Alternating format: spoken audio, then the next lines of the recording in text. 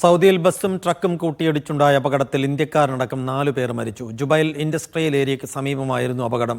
Riyas NGL പ്രൊജക്ടിലെ ജോലിക്കാരാണ് അപകടത്തിൽ മരിച്ചത്. സൗദിയിലെ ജുബൈലിൽ വെച്ചായിരുന്നു അപകടം. ബസ്സും ട്രക്കും കൂട്ടിയിടിച്ചുണ്ടായ അപകടത്തിൽ 4 പേർ മരണപ്പെട്ടു. കൂട്ടിയിടിയുടെ ആഘാതത്തിൽ ട്രക്കിലുണ്ടായിരുന്ന ലോഡ് ബസ്സിലേക്ക് മറിഞ്ഞാണ് അപകടം. 2 ബംഗ്ലാദേശികളും 1 ഇന്ത്യക്കാരനും 1 പാകിസ്ഥാനിയുമാണ് മരണപ്പെട്ടത്. 25 വയസ്സുകാരനായ ആബിദ് അൻസാരിയാണ് മരണപ്പെട്ട ഇന്ത്യക്കാരൻ. ജുബൈൽ ഇൻഡസ്ട്രിയൽ ഏരിയയ്ക്ക് സമീപമായിരുന്നു അപകടം. റിയാസ് NGL പ്രൊജക്ടിലെ ജീവനക്കാരാണ് അപകടത്തിൽ മരിച്ചവർ. പരിക്കേറ്റ 7 പേരെ ജുബൈൽ അൽമന ആശുപത്രി, ജനറൽ ആശുപത്രി എന്നിവിടങ്ങളിൽ പ്രവേശിപ്പിച്ചിട്ടുണ്ട്. മരണപ്പെട്ടവരുടെ മൃതദേഹം സഫ്വ ജനറൽ ആശുപത്രിയിൽ സൂക്ഷിച്ചിരിക്കുകയാണ്. Media 1 Dammam.